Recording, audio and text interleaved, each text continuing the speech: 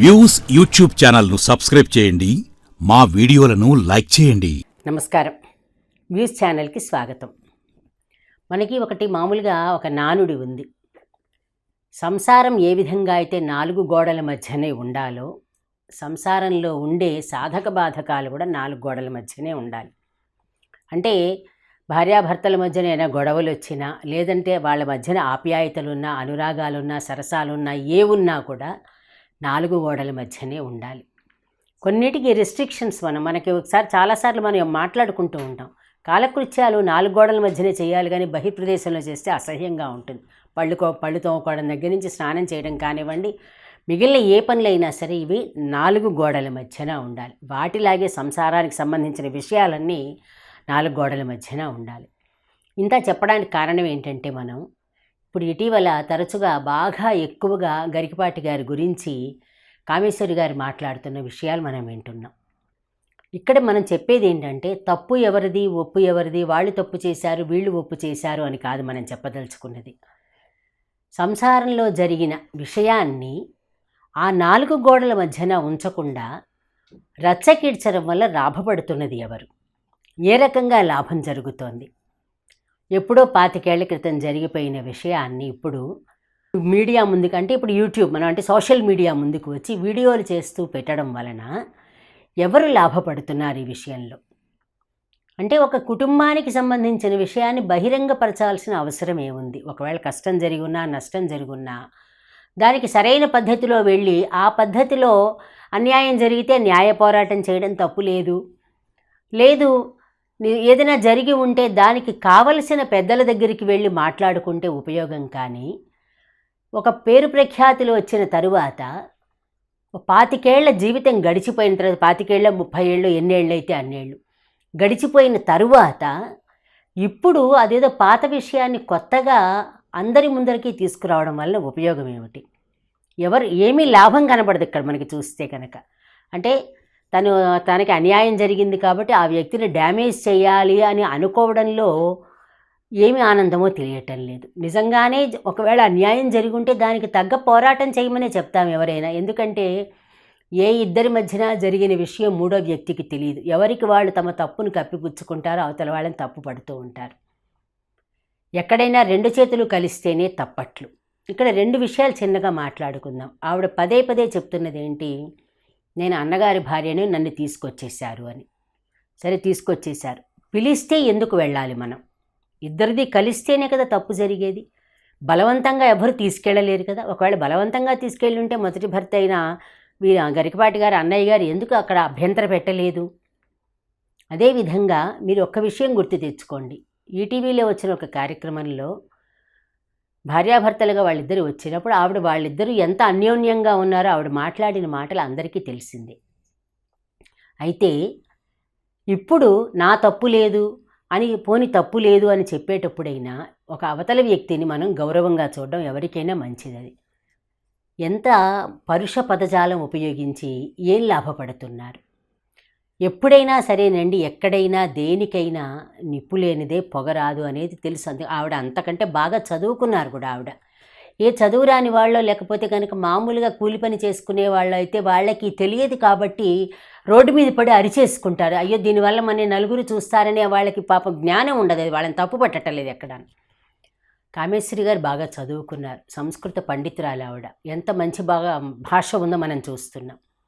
అంత చదువుకున్న వ్యక్తి 25 సంవత్సరాల తరువాత నాకు అన్యాయం జరిగింది అంటూ రావడం వలన ఏమిటి ఉపయోగం? జీవితం అంతా అయిపోయింది, ఎవరి జీవితమైనా అయిపోయింది. 60 ఏళ్ళు దాటిపోయాయి అందరికీ. ఒక్కసారి మాట్లాడే ముందర ఆవిడని ఒకటి విన్నపం, ఆవిడని తప్పుగా కానీ, ఆవిడని నిందించడం కానీ, ఎవరిని నిందించడం అనేది మనం చేయకూడదు. ఎందుకంటే వాళ్ళ వ్యక్తిగత విషయం. ఒకే ఒక్కటి చెప్తున్నాం, 2 చేతులు కలిస్తేనే తప్పట్లు. మీ తప్పు లేకుండా, లేదంటే మీ ప్రమేయం లేకుండా అవతల వ్యక్తి మిమ్మల్ని ఎలా తీసుకెళ్ళిపోతారు? ఒక్కసారి ఆలోచించండి. మన అంగీకారం లేకుండా ఎవరు కూడా మనని తీసుకెళ్ళలేరు. ఒకవేళ తీసుకెళ్ళిపోయి ఉంటే అప్పుడే గొడవ చెయ్యాలి.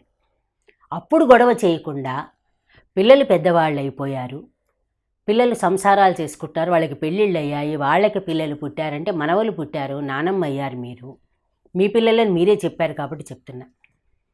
ఈ వయస్సులో మీరిలా మాట్లాడడం వల్ల మీ కడుపున పుట్టిన పిల్లలు ఎంత ఇబ్బంది పడతారో ఒక్కసారి ఆలోచించండి. ఒక తల్లిగా ఆలోచించండి.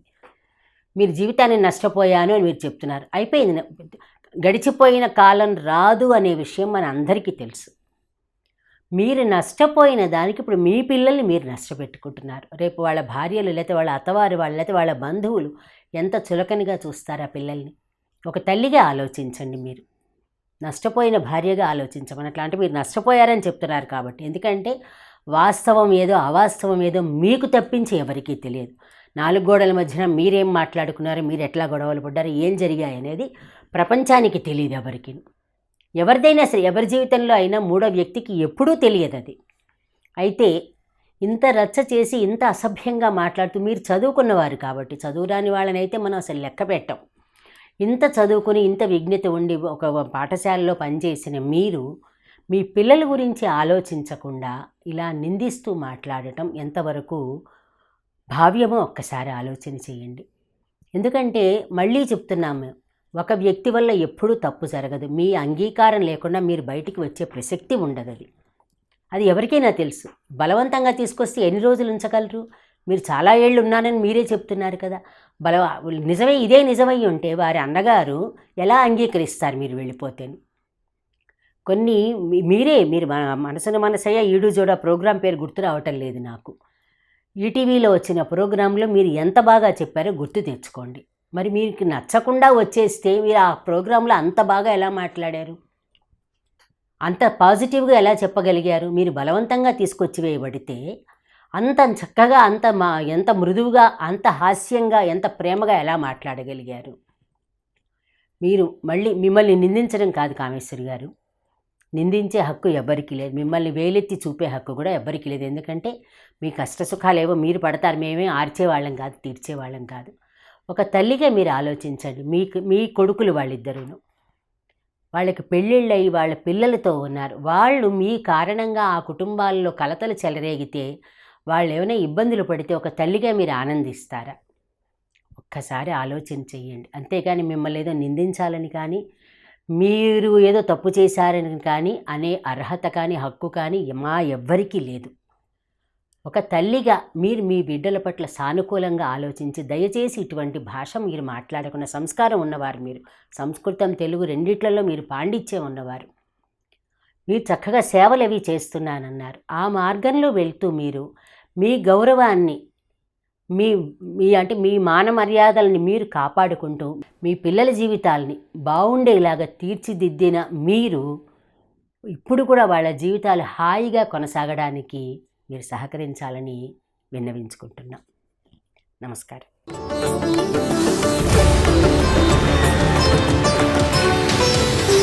వ్యూస్ యూట్యూబ్ ఛానల్లో లైక్ చేయండి, షేర్ చేయండి, సబ్స్క్రైబ్ చేయండి.